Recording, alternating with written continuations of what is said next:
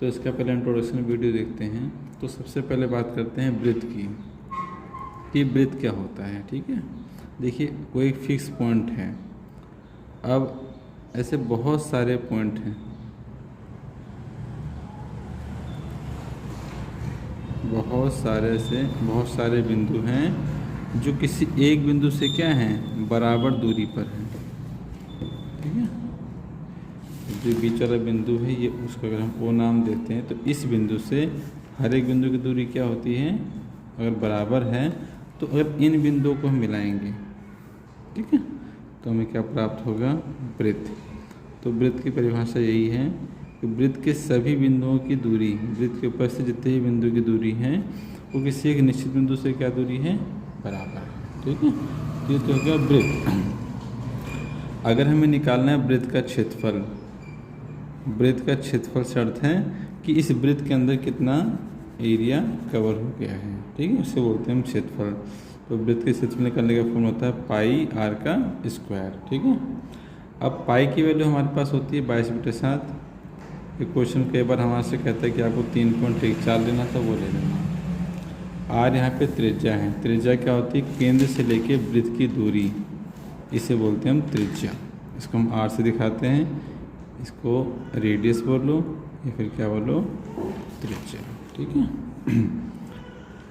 अगर कोई बिंदु केंद्र से होता हुआ पूरा यहाँ तक आता है तो इसको बोलते हैं हम व्यास, यानी कि इसको बोलते हैं डायमीटर। ठीक है, तो जो रेडियस यानी त्रिज्या होती है वो पूरे व्यास की क्या होती है, आधी होती है। तो अगर आपको कभी त्रिज्या निकालनी हो, यानी आर निकालना हो और हमें व्यास मालूम हो तो उसको किसी भाग कर देंगे 2 से, तो क्या आ जाएगी, त्रिज्या। ठीक है, तो वृत्त का क्षेत्रफल कैसे आएगा, पाई आर का स्क्वायर। पाई का मतलब बता दिया है, आर यानी क्या होगी, त्रिज्या। त्रिज्या को हमें 2 बार मल्टीप्लाई करना है। ठीक है, ऐसे ही अगर हमें निकालना अर्धवृत्त का क्षेत्रफल, अर्धवृत्त का क्षेत्रफल, अर्धवृत्त के मतलब, अर्धवृत्त से मतलब क्या है, आधा वृत्त। हमें सिर्फ आधे वृत्त का क्षेत्रफल चाहिए, सिर्फ मतलब ये जगह का क्षेत्रफल हमें निकालना है। तो क्या करोगे, तो पूरे वृत्त के लिए क्या होता है, पाई आर स्क्वायर, उसका क्षेत्रफल करके आधा कर दो, यानी 1/2 पाई आर स्क्वायर। ऐसे ही अगर निकालना है चतुर्थांश का क्षेत्रफल, चतुर्थांश का क्षेत्रफल, चतुर्थांश का मतलब क्या हुआ कि जो पूरा वृत्त है उसका चौथा भाग, अगर वृत्त के हम 4 भाग कर दें तो हमें उसके 1 भाग का क्षेत्रफल निकालना है। ठीक है, तो चतुर्थांश से कैसा आएगा, 1/4 पाई आर का स्क्वायर। ठीक है, तो इससे आ जाएगा चतुर्थांश का क्षेत्रफल। फिर अगला आता है वृत्त की परिधि, वृत्त की परिधि। अभी वृत्त की परिधि, परिधि से मतलब ये है कि अगर हमारा कोई वृत्त है और ये वृत्त का केंद्र है, यहाँ तो इसकी त्रिज्या हो गई। परिधि का मतलब है कि वृत्त के किनारों की लंबाई है ये, मतलब यहाँ से हमने चलना शुरू किया और वृत्त के किनारे किनारे रहते हैं और इसकी किनारों की लंबाई, क्षेत्रफल तो इसके भीतर की जगह हो जाती है और किनारों की लंबाई को क्या बोलते हैं हम, परिधि। और वो लंबाई हमें निकालने तो फॉर्मूला होता है 2 पाई आर। ठीक है, ये फॉर्मूला और यूज होता है पाई इंटू डी। ठीक है, अगर व्यास दिया हुआ है तो तुम इसे भी इस्तेमाल कर सकते हो, नहीं तो 2 पाई आर तो है ही हमारे पास। ठीक है, उसके बाद आगे चलते हैं। अगर मान लीजिए कोई ये वृत्त है, ये वृत्त का केंद्र है, अगर इसको जोड़ दें तो क्या होगी, ये वृत्त की त्रिज्या। अगर एक त्रिज्या और बना लेते हैं, एक त्रिज्या मान लीजिए ये हो गई, तो ये 2 हमारी त्रिज्या हो गई और यहाँ से लेकर यहाँ तक ये, इसको बोलते हैं हम चाप। ठीक है, चाप कौन सी चाप, लघु, लघु मतलब छोटी वाले चाप। तो ये केंद्र है, तो 2 त्रिज्या और चाप के बीच का जो क्षेत्र होता है ये, ठीक है, यहाँ पे कोई ना कोई कोण बन रहा होगा, उस कोण को हम थीटा से दिखाते हैं। तो इस क्षेत्र को जो मैंने कलर कर दिया है, इसे बोलते हैं हम त्रिज्यखंड, त्रिज्यखंड। अब चाहे केवल त्रिज्यखंड बोलो, चाहे इसको लघु त्रिज्यखंड बोलो, और चाहे क्या बोलो, संगत त्रिज्यखंड। ठीक है, तो चाप और 2 त्रिज्या के बीच का जो क्षेत्र है उसे बोलते हैं हम त्रिज्यखंड। अगर हमें इस भाग का क्षेत्रफल निकालना हो, केवल इतने भाग का, तो लिखो लघु त्रिज्यखंड का क्षेत्रफल। तो इसके लिए हमारे पास फॉर्मूला रहेगा θ/360 पाई r स्क्वायर। ठीक है, थीटा जहाँ पे कोण बना है। अब अगर इस क्षेत्र को छोड़ दो, ये जो वाइट वाला पार्ट है ऊपर, ये भी एक त्रिज्यखंड है। देखो ये दो त्रिज्या हो गई और एक ये भी चाप है। ये कौन सी चाप है हमारी? ये दीर्घ चाप है, बड़ी वाली चाप है। ठीक है, तो इसके बीच का जो ये वाइट वाला पोर्शन है इसको बोलते हैं हम दीर्घ त्रिज्यखंड। दीर्घ त्रिज्यखंड।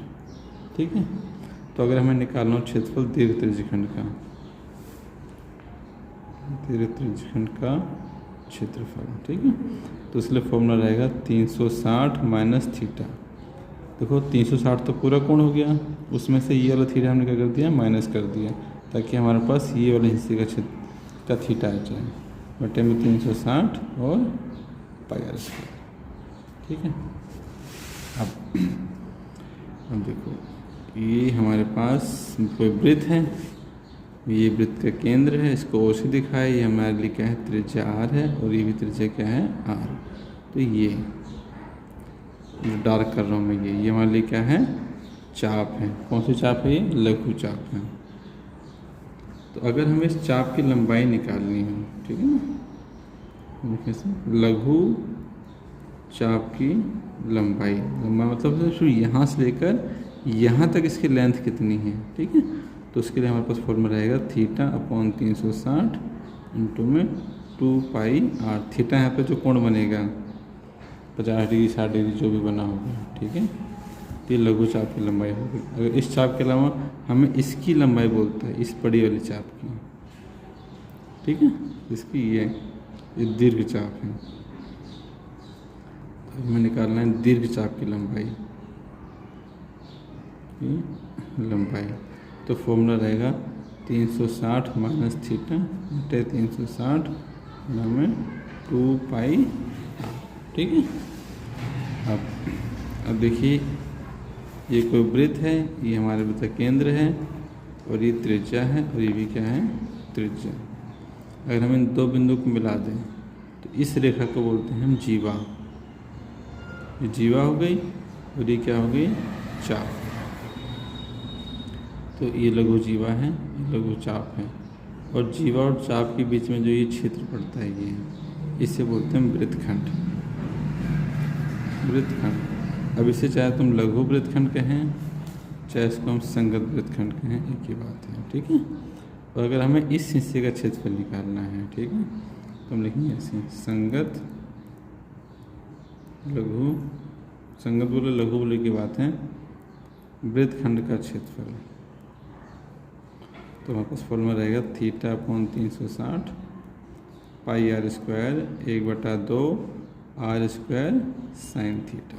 ठीक है, और अगर इसको छोड़ दें, इस कलर वाले पोर्ट को छोड़ दें, और इस जीवा से इधर तक का सारा ले लेंगे ऊपर वाले भाग का, तो इसको बोलेंगे हम दीर्घ वृत्तखंड। दीर्घ वृत्तखंड। अगर हमें इस भाग का क्षेत्रफल निकालना है, किसको छोड़ के? इस शेडेड पोर्शन को छोड़ करके, तो आएगा दीर्घ वृत्तखंड का क्षेत्रफल। तो फॉर्मूला रहेगा पाई r स्क्वायर। देखो पाई r स्क्वायर से क्या आएगा? पूरे सर्कल का आ जाएगा, पूरे वृत्त का आ जाएगा, उसमें से इसको माइनस कर दो इस वाले हिस्से को, तो अपने आप ही वाला बच जाएगा। तो माइनस लघु